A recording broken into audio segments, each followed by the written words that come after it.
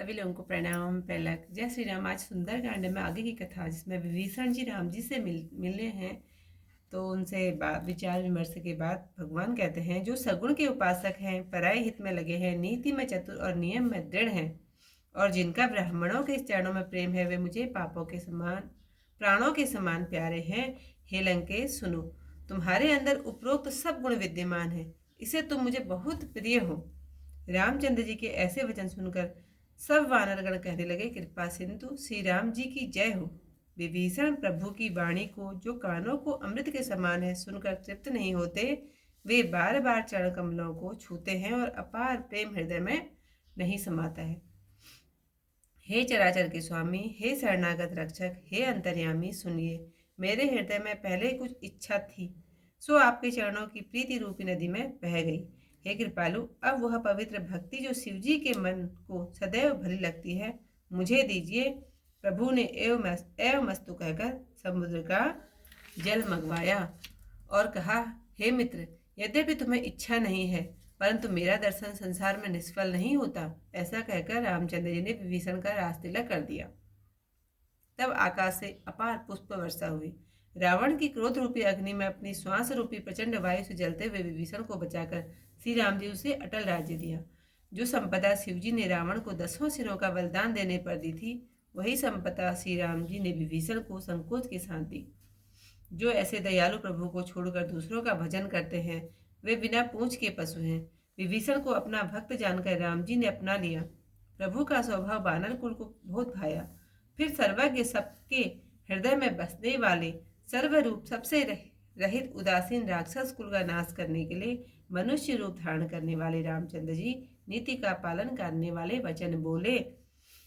हे वीर सुग्रीव, विभीषण सुनो, यह अथाह समुद्र किस प्रकार से उतरा जाए। सर्प, मगर और नाना प्रकार की मछलियों से भरा हुआ यह अथाह समुद्र सब प्रकार से दुस्तर है। तब विभीषण ने कहा, हे राम जी, यद्यपि आपके बाण करोड़ों समुद्रों को सोखने वाले हैं, तो भी नीति में ऐसा कहा गया है कि पहले समुद्र से विनय की जाए। हे नाथ, समुद्र आपका कुलगुरु है, वह विचार कर उपाय बतावेगा। तब बिना परिश्रम के ही सब रीछ बानरों की सेना समुद्र पार उतर जाएगी। राम जी ने कहा, हे मित्र, तुमने ठीक उपाय बताया। यदि ईश्वर सहायता करे तो सफल होगा। यह सलाह लक्ष्मण जी को भली नहीं लगी। वे राम जी के वचन सुनकर बड़े दुखी हुए। वे बोले, हे नाथ, ईश्वर का कौन भरोसा है। मन में क्रोध कर समुद्र को सुखा दीजिए। ईश्वर को तो कायर मनुष्यों का सहारा है। आलसी सदैव देव देव पुकारा करते हैं। यह वचन सुनकर श्री राम जी हंसकर बोले, ऐसा ही करेंगे, मन में धीरज रखो। ऐसा कहकर उनको समझाकर श्री रामचंद्र जी समुद्र के पास पहुंचे। पहले जाकर प्रभु ने प्रणाम किया, फिर किनारे पर कुश बिछाकर बैठ गए। जो ही विभीषण श्री राम जी के पास चले, त्यों ही पीछे से रावण ने दूत भेजे। उन्होंने आकर और बंदरों की देह बनाकर सब देखा। वे राम जी के गुणों व शरणागत पर स्नेह की बड़ाई मन ही मन करने लगे।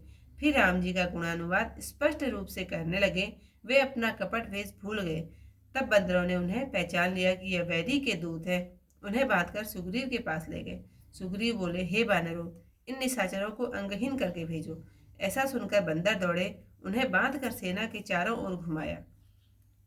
उनको बंदर बहुत प्रकार से मारने लगे। वे दीन बाण से चिल्लाते थे, परंतु बानर उन्हें नहीं छोड़ते। अंत में वे बोले, जो हमारे नाक कान काटेगा, उसे श्री रघुनाथ जी की सौगंध है। लक्ष्मण जी ने यह सुनकर सबको अपने पास बुलाया और उन्हें दया आ गई।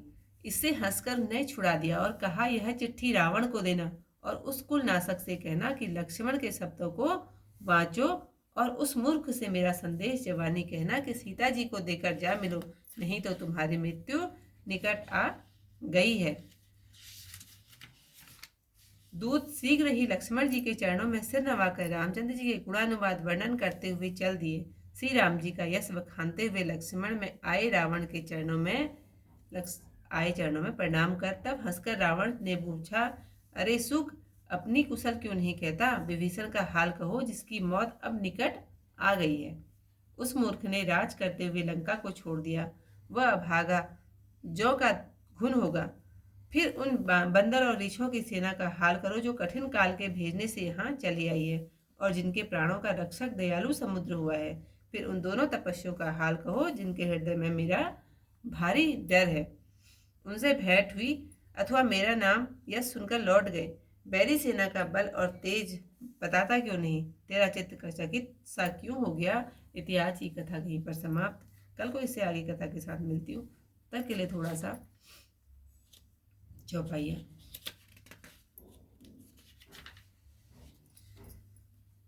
सुनु लंकेश सकल गुण तोरे, ताते तुम अतिशय प्रिय मोरे। राम वचन सुनि वानर जूथा, सकल कहई जय कृपा बरूथा। सुनत विभीषण प्रभु के बानी, नहीं अज्ञात सब नामित जानी। पद अम्बुज गहि बारहि बारा, हृदय समातन प्रेम अपारा।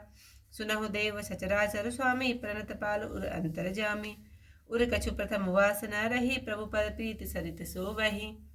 अब कृपाल निज भगति पावनी, देहु सदा सियो मन भावनी। एवं अस्तु कही प्रभु रन दीना, मागा तुरत सिंधु कर नीरा। यद्यपि सखा तब इच्छा नाही, मोर दरस अमोघ जग माही। अस कहीं राम तिलक तेहि सारा, सुमन वृष्टि नव भई अपारा। रावण क्रोध अनल निज, श्वास समीर प्रचंड। जरत विभीषण राखे हूँ, दीनहु राज अखंड। जो संपत्ति शिव राम नहीं, दीन दिए दस माथा। सोई संपदा विभीषण नहीं, सकुच दीन रघुनाथ। अस प्रभु छाड़े बजहि ते जे जाना, जे नर पशु बिन पूछ विसाना। निज जन जान ताहि अपनावा, प्रभु सुभाव कपिकुल मन भावा। पुनि सर्वज्ञ सर्व उर्वासी, सर्व रूप सब रहित उदासी। बोले बचन नीति प्रतिपालक, कारण मनुज तनुज कुल घालक। सुनु कपीस लंकापति बीरा, कही विधि तरिय जलधि गंभीरा। सकुल मगर ऊपर ऊपक झस जाति, अति अगाध दुस्तर सब भांति। कह लंकेश सुनहु रघुनायक, कोटि सिंधु शोषक सब सायक। यद्यपि तदपि नीति असि गाई, विनय करिय सागर सन जाई। प्रभु तुम्हारे कुल गुरु जलधि, कहे उपाय विचारी। बिनु प्रयास सागर तरही, सकल भालु कपिधारी। सखा कही तुम नीकी उपाय, करिय दैव जो होई सहाय। मंत नय लछि मन मन भावा, राम वचन सुनि अति दुख पावा। नाथ देव कर कवन भरोसा, सो शिव सिंधु करिय मन रोसा। कादर मन कहूँ एक अधारा, देव देव आलसी पुकारा। सुरति बेहसी बोले रणधीरा, ऐसे विकर बधरो वन नीरा। अस कही प्रभु अनुजहि समुझाई, सिंधु समीप गए रघुराई। प्रथम प्रणाम कीन सिरनाई, बैठे पुन तर दर्भ दसाई। जब ही विभीषण प्रभु पही आए, पाछे रावण दूत पठाए। सकल चरित तीन देखे, धरे कपट कपि देह। प्रभु गुण हृदय सराहि, शरणागत पर नेह। प्रगट बखानहि राम सुभाऊ, अति सभेम गावि सरि दुराऊ।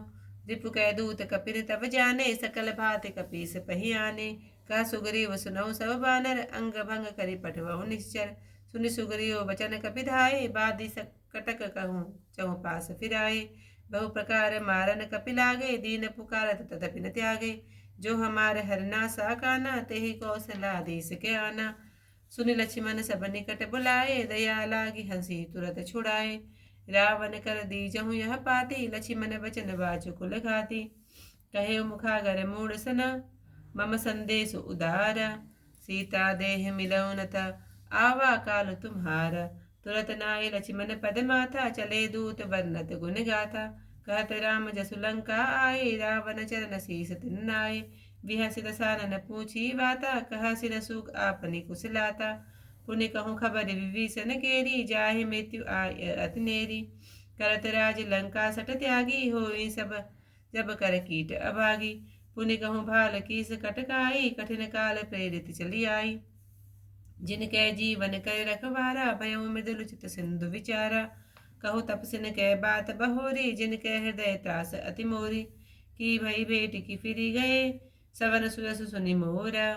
कहस न रिपुदल तेज बल, बहुत चकित चित चोर सियावर। रामचंद्र पद जय शरणम, शंकर हरि ओम जय जय सिया राम। मंगल भवन अमंगल हारी, उमा सहित जही जपत मुरारी। इतिहास की कथा यहीं पर समाप्त। इससे आगे कथा के साथ कल को फिर आप लोगों से मिलते, तब तक के लिए सभी लोगों को प्रणाम। जय श्री राम।